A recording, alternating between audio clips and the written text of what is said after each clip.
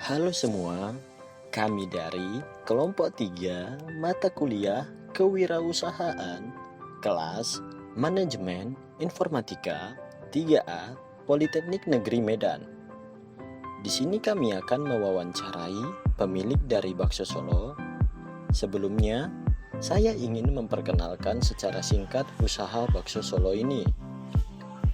Bakso Solo yang berada di Jalan Besar Bandar Pasir Mandoge, tepatnya di Urung Jawa, Huta Padang, Kota Kisaran, daerah Bandar Pasir Mandoge, Kecamatan Bandar Pasir Mandoge.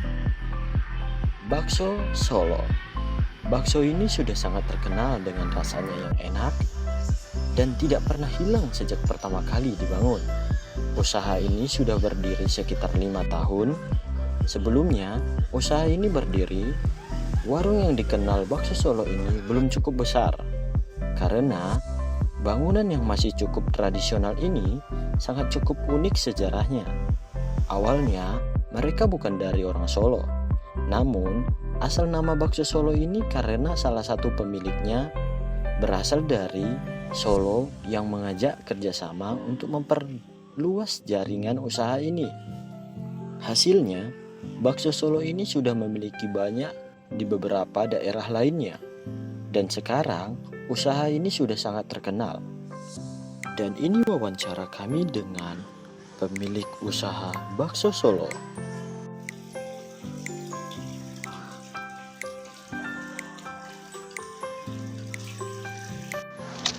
Assalamualaikum warahmatullahi wabarakatuh. Perkenalkan, nama saya Dina Anggasa Ramadhani. Kali ini saya diberikan kesempatan untuk mewawancarai salah satu usaha di bidang kuliner. Nah, sekarang saya langsung bersama pemiliknya, Bapak JS Sinurat. Assalamualaikum, Pak. Apa kabarnya Pak hari ini? Baik, sehat. Alhamdulillah. Ini saya ada pertanyaan. Coba Bapak jelaskan awal mula usaha ini berdiri.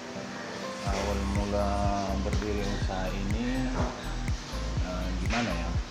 Dulu awalnya saya memang tidak usaha kuliner dan basic saya juga bukan di kuliner. Dulu saya di teknik dan kerja di bengkel, dan dulu pernah buka bengkel, dan semua sebetulnya usaha sudah saya kerjakan. Masuk bertani, beladang, beternak saya sudah kerjakan. Dulu awalnya saya ikut usaha ini berawal dari adik-adik saya. Adik-adik saya ketepatan dia dulu ada dapat orang Solo. Adik saya yang nomor 2 yang perempuan dapat laki orang Solo. Dan mereka membuka usaha kuliner bakso. Dan waktu itu pun saya diajak bekerja sama, ayo kita kerja sama Bang, buka usaha bakso. Dan saya tidak tertarik awalnya. Nah, karena basic saya bukan di situ. Dan termasuk juga istri saya, orang rumah saya tidak macam tergiur lah ikut jualan bakso. Jadi selanjutnya di usaha bengkel agak terbentuk. Terpatan dulu saya ada pinjam dana dari bank untuk usaha tersebut. Jadi agak terbentur. Terakhir kembali adik saya mengajak saya, udah Bang tinggalkan aja, kalau memang nggak apa di bengkel udah ikut jualan aja, begitu. Jadi saya mau tidak mau ya saya coba dulu lah buka usaha ini tuh, ikut jualan bakso itu dengan bekerja sama dengan adik saya, dimodali termasuk juga adik saya karena saya tidak punya modal. Saya hanya bisa mendirikan warung kecil-kecilan dulu, dari gede-gede lah ya kan kita katakan. Terus untuk modal di dalam termasuk meja apa etalase segala macam dibiayai oleh adik saya. Itulah awalnya. Ternyata ya rezeki ada juga di apa ini. Walaupun kita bukan basic kita sebenarnya, namun kita belajar tetap di dalam usaha itu. Nah, ternyata ada rezeki, ya itu sampai sekarang berlanjut. Cukup unik ya Pak. Pertanyaan yang kedua, kenapa sih warung bakso ini dibilang bakso waktu Solo? Nah, di sini sangat unik juga memang, karena yang jualan memang bukan orang Solo, kita orang Batak Muslim lah. Nah, kenapa dikatakan bakso Solo? Ya memang dulu karena adik saya memang dapat orang Solo.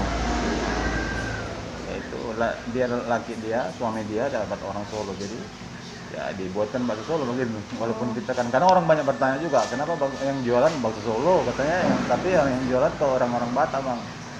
Ya itu awalnya memang karena kita pun mulai usaha bekerja sama dengan orang itu, dengan adik saya tersebut. Jadi kebanyakan dari kalangan mana aja nih pelanggannya di warung ini? Anak muda, orang tua, atau semua kalangan? Semua kalangan. Semua kalangan. Oke.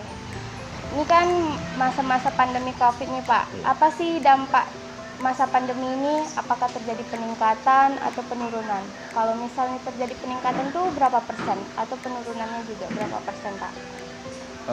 Begini, sebetulnya kalau di saat sekarang bisa dikatakan sudah mulai agak normal. Tapi di awal pandemi itu ketika sebelum Lebaran semalam itu memang